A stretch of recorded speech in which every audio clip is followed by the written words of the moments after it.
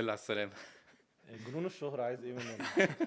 يعني عايزين بس نوضح للناس انه لا جون شكله ما اتغيرش. هو فعلا مش معانا. ملحقش يخس كل ده. يعني احنا كنا عايزين رابع، بعد كده التالت اللي معانا يعني بنبارك له راح يخطب، اه فبقينا عايزين تالت. فنشكر مستر مايكل مرقص معانا النهارده، أنقذنا. الضيف الجامد بتاعنا، بس هو مش بيملى فراغ، لا هو هو اصلا عنصر اساسي عشان بس بالظبط. الناس انا كنت راجل- متخيله جست معانا من بدري وهيكلمنا عن توبيك انا متاكد ان مفيش حد اتكلم عليه في الاعلام الرياضي المصري، ولا هو بس هنيجي للتفاصيل دي كلها. ولا اي حد في الكوميونتي. ايه منك بقى المفروض صاحبنا يعني، مش مفروض اكيد صاحبنا يعني، في وجهة نظرك ان انت بتتفرج على اصحابك عاملين ده لو اتفرجت يعني ده اسامبشن برضو مننا لاي يعني. درجة مضطر ان انت بين قوسين تقول لنا برافو يعني، خليها كده. الحقيقه يا جماعه انا كنت عايز اشجعكم جامد قوي عشان طب وايه اللي حصل؟ عشان اخيرا نفذتوا الفكره انا عارف ان هي موجوده بقالها كتير قوي. وقتها كان يعني كل واحد فيكم وقتها 70 كيلو مثلا. شكل انت جاي زد- هو انا بس اللي تخنت، زدنا هم أوي. استنوا خسوا. زدنا قوي في زدنا. الوزن من بعد ما كنا عايزين نعمل بودكاست تقيل. حرفيا. ننزل وتقول لنا كله. بس لا يعني عاملين احصائيات تاريخيه، خلي بالك. 1 فيديو 2 قفل قناه يعني. يعني زي ما كل لعيب لعب ماتش خد 2 كارت احمر في نفس الماتش. لا وبعد أنا شفتهاش. لسه بقول لهم احساس فكره ان انت المفروض تبقى مشهور، او انت فاكر انك مشهور من الناس، مثلا الناس اصلا تعرفك فبتقول لك لما تشوفك عايزين رابع عايزين رابع، هي يعني بتحاول يعني ها يعني او تشجعك. ولسه بقول نازل اجيب لبس، حاسس الناس بتبص لي، وفاكر بقى الناس بتبص لي عشان انا يعني ايه، يعني بيشبهوا على الراجل ده. هو ايه القرف اللي انت مختاره ده اللبس ده؟ في فلوس وقع من جيبه يعني. عادي يعني. لا وبعدين في حاجه غريبه بتحصل لنا بقى، كل ما ننزل حته مثلا قابلنا ناس خطوبه مش عارف ايه، ناس معرفنا، كل شويه جروب كده يجي لنا احنا عاملين فولو جامد وكملوا بتاع، احنا عاملين فولو احنا عاملين فولو. فجينا كده في وقت ابتدينا نجمع الناس اللي قالت لنا عاملين فولو دي، طلعوا اكتر من الفولورز اللي عندنا. ففي حد بيكذب في القصه. وبعدين انا مش شايف الكلام ده على الانستجرام يعني. وارشاداتهم للشانل، يعني كل واحد ايه، حلقه طويله قوي قصروها، الحلقه قصيره قوي طولوا. ما تكلموش في الكوره ليه؟ فاحنا لازم نقفل كده على فرقتنا ونركز ان شاء الله نجيب الحرس القديم. انا كنت جاي النهارده كمان بالمايند سيت بتاع الحلقه اللي فاتت عايزين رابع، النهارده بقى رحله البحث عن الرابع. احنا هنبدا كل الحلقات الجايه يبقى في رابع رابع مختلف. يقول لنا نجيب مين المره الجايه. بالظبط يعني بينقل الرايه. كل حلقه يبقى في رابع مختلف. النهارده برضو انتوا مكتوب لكم يبقى عايزين رابع يعني على طول نفضل 3. بس برضو عشان نقول نقدم ضيفنا يعني ونشرح التيشيرت حتى اللي هو لابسه. مايكل بيلعب لعبه محدش فاهمها. لا او الناس عارفه نسخه منها عبيطه قوي، ما يعرفوش بقى ان وراها قصه اكبر بكتير جدا. اعتقد معظم الناس عارفه الكره هي اسمها ايه اللي هي بتتلعب على البحر دي؟ انت بتشاور على الناس. طبق الطاير. الطبق الطاير. هي طبق اصلا مش كوره، ما هي مميزه لدرجه ان هي الحاجه الوحيده اللي مش بتلعب بكوره يعني. بنقول عليها فريسكا وهي اسمها فريسبي، عندنا مشاكل كتير. اي حاجه على البحر. فهي الناس فاكراها طبق طاير، او اللي هو خلاص اللي بنحدفه لبعض على البحر كده وخلاص. اتفاجئت جدا لما عرفت ان هي ليها فرقه بيلعبوا ضد بعض وعلى ملعب نجيله وفرق يعني. قول لنا كده الموضوع اصلا ابتدى معاك ازاي؟ انت راجل رياضي طول عمرك، تهتم برياضات كتير، لعبت سكواش وحاجات كوره وكل الكلام ده، ليه دوست في دي الاول؟ هي كان توقيت اكتر منه اي حاجه تاني. انا كنت في المرحله اللي بعد الجامعه، بدايه الشغل وكده، والواحد ما كانش لسه مستقر في رياضه يعني وقتها. تجرب حاجات كتير بس مش كوميتد لحاجه بالظبط. اللي هو احنا في لعب الكوره اللي كنا مثبتين احنا اصدقاء كل مره كل اسبوع، بس غير كده مفيش رياضه قوي. وبعدين كنت كمان وقتها ابتديت كان في فتره كده كنت ايوه بالظبط. كان في فتره كنت بنزل امرن كروسفيت في مكان كده صغير. وعندي ناس اصحابي في الفريق، يعني هو الفريق اصلا بتاعنا اسمه ايربندرز. فريق ايربندرز ده ابتدى ان هو في الجامعه عندنا في كنت عايز اجيلها دي بقى. كان هو ابتدى ان هو في الجامعه. يوجوالي الفرق بتتكون هل ممكن من نوادي من مناطق من الجامعه ولا جامعات؟ هي معظم الفرق بتتكون من الجامعه. اللي موجود حاليا عندنا مثلا احنا عندنا مثلا AUC عاملين فريقين، فريق للجراديويتس وفريق للاندر جراديويتس. وعندنا فريق طب في اسكندريه اسمه ده فريق لسه داخل جديد بقاله 2 سنين. واحنا كنا افيلييتد بالجامعه، بس دلوقتي خرجنا من بالظبط. لسه في فريق GC ليهم يعني؟ لا خلاص. احنا كنا الفريق وبعدين حصل خلافات وبتاع فخرجنا وبقينا حتى بنريكروت كمان من بره بره الجامعة عادي، بالظبط مبقتش بس الاغلب لو حد عايز يبتدي بتبقى جامعه شبه كده في امريكا الامريكان فوتبول ما مثلا. لا اللي كنت عايز اجي لك فيه دلوقتي ان لا مش ده فتحوا. احنا في فرق جامعات اللي هو مثلا دلوقتي فرقتين تقريبا او 3 لو عديت الجراديوت بتاع يو سي، وغير كده بقى في مثلا 7 او 8 فرق تانيين كلهم مناطق، يعني مثلا في فرقتين في زايد، في فرقه معادي، مش مربوطين مش مربوطين لا بنادي او ولا اي حاجه. اوكي حلو قوي دي. طب احكي لنا اللعبه بقى عشان احنا كده اه دخلنا في وات الفكرة. از التيميت ايه فريسبي إيه يعني من اللعبه الاول اصلا اسمها كده. ايه؟ هرجع بس الخطوه الاول عشان بس ما مم. نبقاش وقفنا في نص أكيد. القصه. كنت بمرن كروسفيت، وبعدين انا عارف ناس في الفريق عندنا في ايرباندرز، اوكي. بس بدون ذكر اسامي، عند كذا حد يعني، كنت اعرف 4 أو 5 اشخاص مم. معرفه سابقه وهم كانوا بيلعبوا فريسبي، مم. بس كانوا دايما يتكلموا معايا على فريسبي لازم تيجي تلعب مش عارف ايه، أوكي. وانا حاسس دي لعبه بتاعت بنات بصراحه. مستهيف دي مستهيف بتاعت القصة بنات، شوية. مالناش دعوه احنا بالكلام ده. اوكي. بس دخلوا لي من مدخل تاني، قالوا لي احنا الفريق بتاعنا الفتنس بتاعه وحش وعايزين حد يبقى يعني انت كنت بالظبط. رايح ككروس فيتر يعني أنت بالظبط، جاي- أنا عايزين رايح- مدرب يعني عايزين فتنس رايح على سيب أمرن. القناة يعني. بالظبط، رايح امرنهم اوكي. فتنس عادي جدا. بس فقالوا لي بس عشان تعرف تمرنا فتنس لازم تيجي تعرف اللعبة. اللعبه. تعرف في اللعبة. فرحت زي لعبه كوره كده، هم عندهم حاجه اسمها بيك ابس. مم. فعندنا بيك اب كان في التجمع وقتها البيك اب اللي انا رحته ده. شبه الترايلز كده لو تروح تشوف انت بص عامل مش إزاي. تراي، لا لعب اكنه لعب، بس هو الفرق آه. بقى في البيك اب ان انت بتقابل ناس ممكن ما تبقاش عارفها. اوكي. مش لعب كوره احنا عارفينه، اكنك انت رايح لعب كوره انت عارف الميعاد ده، بس انت مش عارف كل الناس اللي موجوده هناك. وبعدين بنقف دايره ونختار تيم 1 2 3 4 5 6 7 8 اوكي. على حسب عدد الناس اللي موجوده يعني. فكنت رايح البيك اب بتاع التجمع ده، طبعا انا يعني ما اعرفش اي حد في الكوميونتي غير الاثنين ثلاثه اللي جايبيني، وكان وقتها عدد وهمي كده هم حاجزين. احنا فور ريفرنس الفريسبي بيتلعب على ملعب 11 كوره 11 لو لازم ملعب 100 طوله 100 متر. مش 7 حتى انا ما كنتش اعرف دي. لا مش سباعي، لازم ملعب 100 أوف. متر طوله. مم. فكنت رايح وكنا واقفين دايره عملاقه كده مش عارف 60 واحد ولا Yeah. حاجه. فانا كنت مخضوض من المنظر. وبعدين اول بقى لما ابتدوا لعب والديسك اترمى وشفته بيطير في الهواء والناس بتجري اوفر ويلم I was hooked. الديسك ده بتاعي. اللعبه بجد، لان اللعبه فيها جري كتير قوي سبرينتنج، اوكي. وفيها نط كتير قوي وتشينج اوف دايركشن كتير، فهي لعبه هي طلعت اصعب من ممتعة. الصوره اللي انت كنت واخدها. طبعا طب بكتير ادينا بيزك بكتير رولز أوي. عشان الناس اللي مش عارفه اه يعني خالص. كام ضد كام تقسيمات. اوكي طبعا احنا شايفين الطبق اهو. اه يا جماعه ما تتخدعوش بالمنظر، الطبق ده بيطير مسافات وهميه يعني. Yeah. اللعبه بتتلعب على ملعب 100 متر زي ما احنا قلنا قبل كده، بس العرض اضيق شويه من ملعب كوره. اوكي. وفيها في الاول وفي الاخر 2 اند زونز، زي رugby لو حد عارف رugby او امريكان زون عايز زي ما تكون تاتش بالظبط. داون عليها تاخد البوينت. بالظبط بالظبط تاتش داون. فهي الفكره ان انا بجيب البوينت وانس ان انا مسكت الفريسبي جوه الاند زون. اللعبه بتلعب ب7 بلايرز، احنا في مصر بنلعبها ميكست. بره بيلعبوا ليج للولاد بس 7 ولاد، ليج للبنات وليج ميكس. ميكست ده ولاد ممكن وبنات. عشان العدد بره الناس اكتر. بالظبط صح كده. كده؟ هنا مصر لسه في مشكله في العدد فعلا. فاحنا حتى السنه دي اول سنه، احنا دلوقتي احنا السيزون بتاعنا شغال واحنا في اخر السيزون خالص تقريبا. واسمه ايه ده، والعدد لسه قليل يعني. اول سيزون نعمل فيه مان ليج وومن ليج، اوكي. وعدد حتى البنات قليل بس احنا بنحاول نظبطها الموضوع يعني. بيجيب آه. يعني لسه ناس اكتر. بس أنا بعد مثلاً- بعد الحلقه اكيد العدد هيختلف. اه ان شاء الله هيقل. هيجي لكم 4 على اسم الشانل. انا شفت ان الحلقه اللي فاتت جايبه 830 فيو. طيب شوف ده احنا ما كناش عارفين نشوف. عاملين احنا كنا طالعين بره. يوتيوب كان قافل لنا. هو مايكل هو اللي دخل. بس عايز اقول لك ده كده اكتر من كوميونتي الفريسبي في مصر ايوه صحيح. انا عايز اسال شركه جوجل بصراحه يعني ليه وايه موضوع بوتس يعني. هو مارك دخل يشوف من على الموبايل جايبين كام فيو قفلوا لنا القناه. انت محتاج تشرح بقى الموضوع ده. اللي اللي القناه يقدر قفلت في مرتين اه عشان يعني لسه القناه اتقفلت مرتين على فيديو واحد. ما هو يعني دي سابقه اظن. يعني بسمع على واحد مثلا قناته عليها كتير فبتتسرق هاكر مش عارف ايه. هو لا احنا كان يوتيوب عايزين مقتنع ان احنا روبوتس قاعده يا عايز عم. يقفل القناه عشان ما نعملش تاني. ما احنا بنصور في استوديو قدامك بني ادمين دم ولحم يعني تسمع علينا.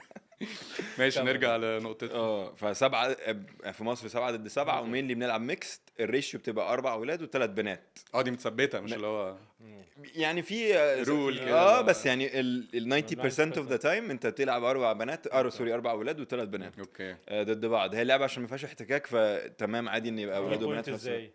بتجيب بوينت ان انا امسك الفريسبي زي ما قلنا في الاند زون، بس في كذا حاجه بقى. اولا ان انا وانا ماسكه انا ما ينفعش اجري بيه، فانا اثبت مكاني. بالظبط كده انا لازم اثبت مكاني ومعايا 10 سيكندز عشان اعرف ارمي فيها. او يتعدى عليك، يا اما بيتعدى تبقى فاول او بالظبط ايا كده. كان ان انت الكره بالظبط. تبقى للفريق التاني. لو تعدى عليا مم. 10 سيكندز ده اوتوماتيك تيرن اوفر، الفريق اللي ضدي بياخد الديسك من مكان ما انا واقف فيه. عملت كنت واقف فيه، الفاول كنت عامل ده. فاول. حصل فيه التيرن اوفر بالظبط كده. فهي ما فيهاش مجال خالص لفكره انه لو هنقارنها بالكوره يعني ان يبقى حد حريف بقى، بالعكس ده انت بتجبر الناس ان هي تلعب لزمايلها بالظبط. هي مش تيم وان مان شو مش موجود.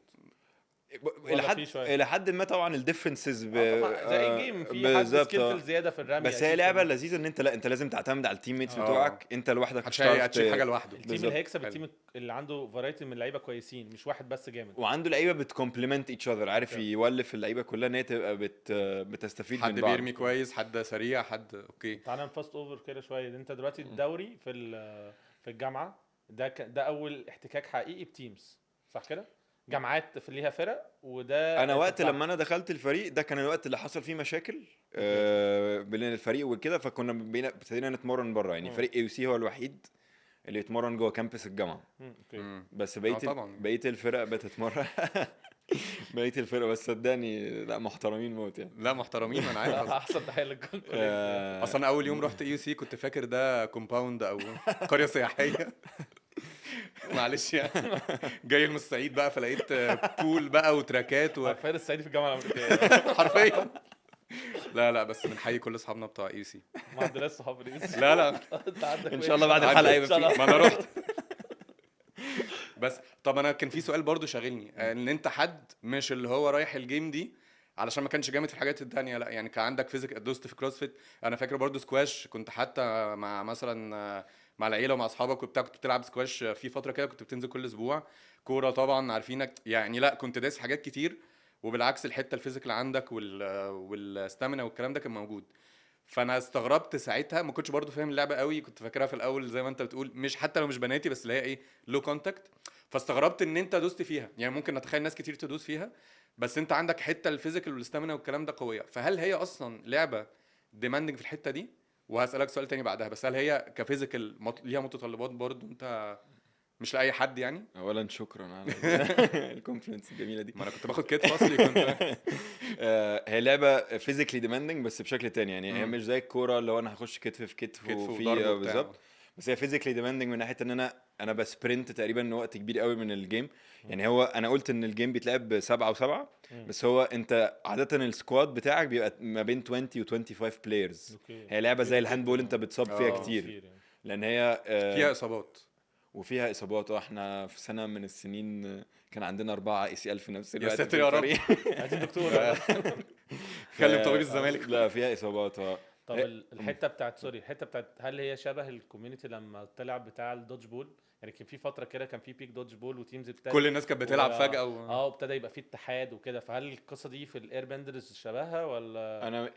انا ملم بالوقت اللي كان الدوج بول، بس انا برضو يعني مش ما عنديش خبره قوي ايه اللي حصل بالظبط او يعني فيرست هاند اكسبيرينس.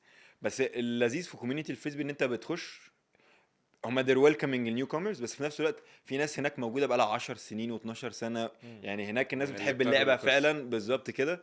وانت you're doing it من غير اي حاجه. احنا انت بتدفع فلوس احنا اللي بندفع فلوس الملاعب اللي بنتمرن فيها، اوكي. احنا بندفع فلوس الماتشات.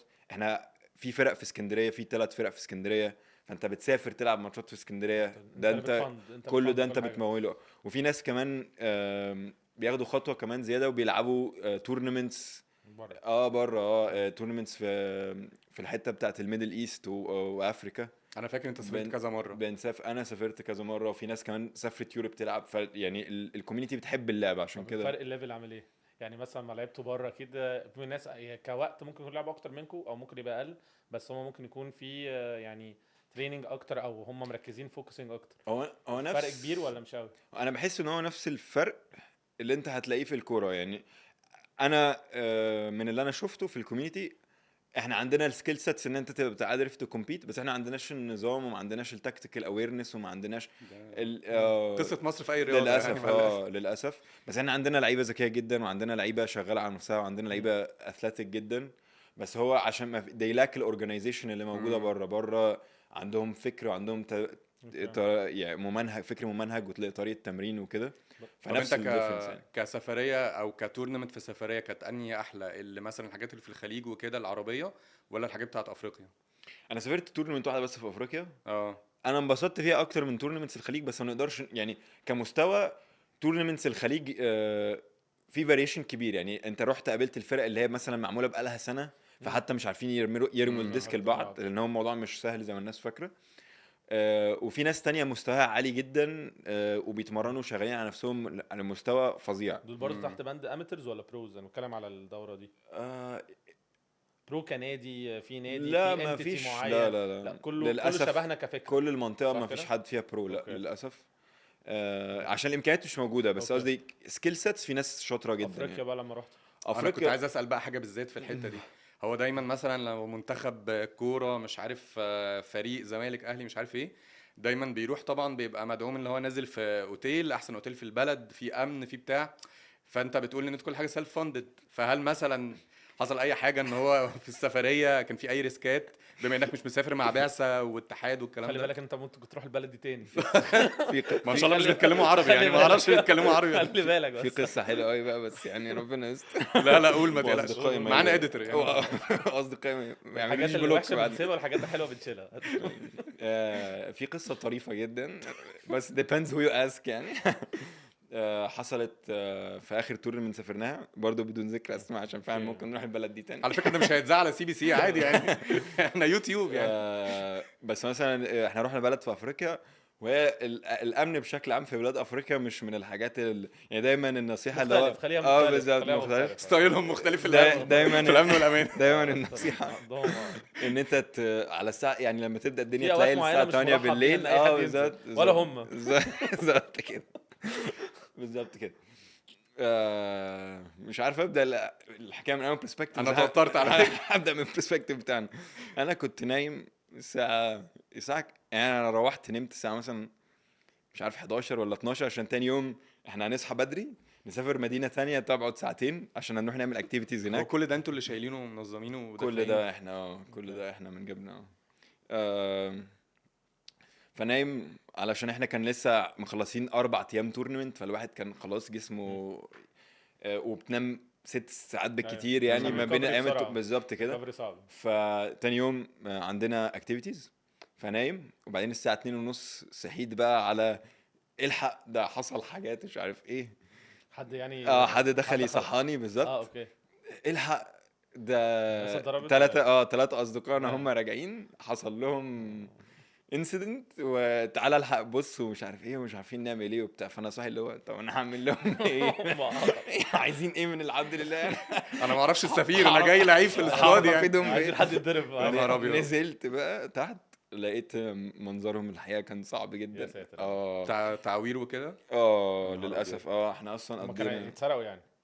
اللي حصل ان هم كانوا خارجين، هم قعدوا بعدينا شويه مع ناس تانيين قبلهم، قابلناهم في التورنمنت. كنا احنا سيبناهم ورجعنا بدري. احنا اتقسمنا 2 جروبس، اوكي. 3 رجعوا بدري، كنا 6 مسافرين مع بعض من مصر، و3 التانيين قضوا شويه وقت مع بقيه الجروب اللي اتقابلنا معاه في التورنمنت. وبعدين هم راجعين بالليل وفي الشارع اللي فيه الاوتيل بتاعنا. يعني هو خلاص يا انت ساتر عارف يا لما تبقى فاضل خلاص لحظه. اللحظه. فعلا فاضل لحظه. هم راجعين بيجيبوا ميه من السوبر ماركت علشان بس يبقى معاهم ميه بالليل. وده هجم عليهم 4 شباب من البلد اللي احنا كنا فيها. أيوة. يا ساتر يا رب. بالظبط كده، وضربوهم للاسف. هي دي بس الدليفري بقى. ضربه تدخل جوه ضربه تطلب لك الحاجه. ضربه يا مبرح. ساتر. آه، ريبورتس بقى وكده وبوليس والكلام انا ده ولا مش إيه؟ عايز اطول قوي. يا جماعه احنا في نعمه هنا عامه، بس عايز اقول انا كنت بروح الاسم كنت بشتكي الاسم في البلد اللي احنا رحنا فيها دي حاجه ما يعلم بيها الا ربنا خالص. بس قول الحمد لله، انا سمعت ناس راحت حتت في افريقيا. لسه مش لاقي. لا لا يا ريت يعني، سمعت عن وجبات يعني مش هعرف اقولها عشان اليوتيوب. صوابع ماركو. مش طالبين وجبات. اصابع ماركو. بس يا جماعه احنا حابب انا بس الحته دي، احنا قضينا بقيه الرحله ايذر في الاسم او في ده المستشفى. كانت البطوله خلصت ولا كانت في نصها؟ لا البطوله خلصت في اول 4 كويس، ايام. يعني على اتليست لعبته يعني. وبعدين كان عندنا 3 ايام تانيين اسم مستشفى اوتيل، عارف هو مونوبولي يعني، بنك الحظ. اسمه مستشفى اوتيل فعلا. وصاحبنا واحد صاحبنا من الناس اللي اتسرقوا كان الايربود بتاعته اتسرقت، فكان عارف اللوكيشن. كان عارف عارف يتراك. يجيب ال- بالظبط هيروح كده. فين بقى؟ كنا هتلاقي بنتحايل على يا عم طلع اللوكيشن على الشرطه عشان يطلعوا بنبعت لهم معانا. اللوكيشن مش عايزين هو يروحوا. مش فاهم ازاي الايربود بيجيب لوكيشن. هو مشكلته. الظابط بيقول له انا اوت. اخر حاجه بقى بعد ما الناس كلها سافرت آه. كله رجع، وبعدين بقيت انا وشخص تاني في الرحله دي اللي لسه طيارتنا ما جاتش. اوكي.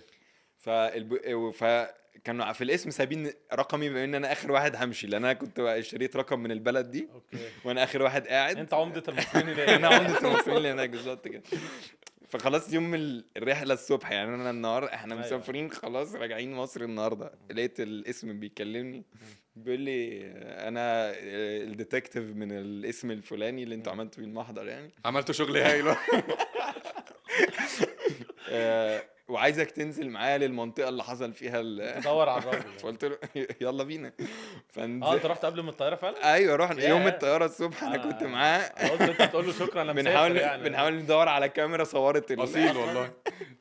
الحادثه.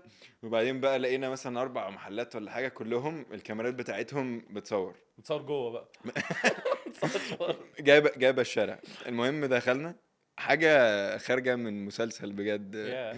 دخلنا وبعدين بقى مشغلين ونتراك هم قالوا امتى ان هم اتضربوا في التايم رينج ده. وبعدين عمالين نشغل الفيديو، وبعدين كل ما حد يعدي يقول لك الواد ده شكله مريب. شكله هو ده اللي عملها. مفيش كاميرا جابت الانسيدنت في الاخر. لا للاسف لا، بس عرفنا نشوف يعني كان في ملامح سم سسبكت بالظبط. من الناس اللي شفنا بتحصل 2 كده. او 3 كده سسبكتس أوكي. عشان كان باين قوي في مشيتهم ان هم بس كانت تجربه. الحمد لله على تخيل. السلامة. على الحمد لله على فكره السلامة. كانت تجربه. دي فكره فيلم نتفليكس مرعبه. احنا ابتدينا بطبق طاير على البحر وصلنا هنا ازاي ما اعرفش. الرابط العجيب سبيستون. يعني طب احنا كنا عايزين نشجع الناس على الايربان.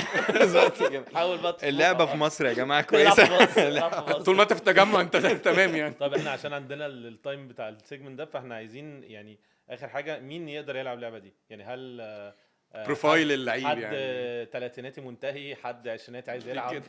تلاتيناتي منتهي. انا اللي شدني اللعبه زي ما قلت الفيزيكال اسبكت ان ترمز اوف السبرنتنج والجامبنج. أوكي. فاي حد هو بطبعه فرهود بيحب الجري كتير وبيحب النط والكلام ده كله أوكي. هيبقى مبسوط جدا باللعبه. في ناس بس لو كان بتلعب في ناس لو كان بتلعب جيمز تانية التكنيك بتاع الجيم ممكن يساعدها يعني. مثلا انا متخيل ان هي علاقه هي بس باسكت شويه بالريست ولا مثلا عامه دي جود اوبزرفيشن، لان في كتير قوي من الكوميونتي الباك جراوند إكس بتاعهم باسكت. باسكت. ودول شاطرين قوي. هاند بول فيها بوزيشننج وفيها الريست. قصه الريست دي مهمه، بس هو بس بجد الباسكت اكتر. لعيبه الهاند اللي جايين من على حد علمي يعني اللي جايين من باك جراوند هاند بول قليلين. اقل من بالظبط. وبتوع الباسكت فعلا كلهم مميزين يعني. كل أوكي. الناس اللي جايه من باك جراوند باسكت. اوكي. لا يعني بصراحه الموضوع بالنسبه لي كان انترستنج موت. لغايه دلوقتي بنتعلم. وعايز اقول كمان انه عشان شايف الكومنتات شايفك قليل الادب. ان الناس بقى ممكن حتى بعد ما تشوف الفيديوهات وكده تحس الموضوع سهل. بس لما جربنا حتى فور فن نعمل مثلا رميات مختلفه، تقول لي الثرو دي لا انت محتاج تلعب 6 شهور عشان تعرف تظبط الرميه دي، وفي ناس ما بتعرفش. الموضوع صعب قوي. وكمان موضوع الملعب ال11 ان هو انت اكيد نفسنا بتقطع في الخماسي، فما بالك فيها جزء برضو جري كتير قوي مع التكنيك مع نط مع ريسك اصابات. فهي انا عاجبني فيها قوي ان هي ايه. انا كنت فعلا في الاول مش فاهم، كنت مستغرب ان مايكل بعد كل الشقلبه اللي عملها دي كروسفيت وكوره وسباحه وعمل كل حاجه هي دي اللعبه يعني اللي هيدوس فيها. بس لا كل ما كان بيتكلم عنها اكتر ويورينا الفيديوهات ويورينا الهايلايتس وكده، لا الموضوع مش سهل زي ما الناس ممكن تبقى. هي كده الناس قاعده في التلفزيون متخيله ان هي بتتفرج على الاولمبياد كله يقول لك طب ايه المشكله ما انا اعرف انط واعرف ارمي وبتاع. بس لا يعني اكيد ليها ريكويرمنتس اكتر. عايز اقول لك عورت من الرابع بتاعنا على فكره. انت الرابع بتاعنا لما شاف نجيله حب يجري، متخيل فرق الطول بيني وبين الرابع بتاعنا، ويعني اكيد نطيتي اطول يعني اكيد باي اني مين. بس انا طالع فوق فهو بقى يعني ايه بيتمطع حبيبي لما شاف الكرة والبتاع. عارف الكلب اللي هو بتجري يمسك البتاع نفس المنظر كده. بس وكان لازم حد يفهمه طيب ده مش حجز خماسي. فانا عايز اقول يعني اللعبه لما بتشوف نجيله بتاع الناس بتتحمس. انا هقول حاجتين. اولا اللي انت كنت بتقوله element الهوا كمان بيضيف حاجه. يعني اوقات الهوا بيبقى وانت يوم عن يوم كمان فاكتور الهوا ده بيفرق، فبتبقى دي حاجه برضو بتخلي اللعبه ممتعه اكتر، ان انت مش كل مره بتلعب في نفس الانفايرمنت يعني. وبرضو القصه اللي كان مارك لسه حكيها دي كان بدون ذكر اسامي بس عن الشخص عن تجربه فريسبي. اه بالظبط. وهو لما بيقول يا جماعه يقدر ينط اعلى من كده، ما تتخيلوش مارك دلوقتي، تتخيلوه ماينس 20 كيلو بالظبط. بالظبط، على الأقل 20 20 كيلو سابقا يعني بالظبط، 20 فهو كان بينط عالي يعني. كان بينط عالي، اقول له نط عالي بينط عالي يعني. انا يمكن السؤال اللي عايز اقفل بيه بصراحه، يعني ده اخر حاجه ممكن نتكلم عليها، انه هل انت شايف انه اللعبه محتاجه بقى الليجيتيزيشن بتاع ان هو يبتدي يبقى ليها اتحاد، يبقى في دعم من الوزاره، الكلام ده، ولا لسه شويه انه محتاجين انتوا تبنوا حاجه الاول بعدين نخش في الخطوه دي؟ احنا السيزون ده واخدين خطوات حلوه قوي يعني، ميرسي قوي على السؤال ده، السؤال ده حلو.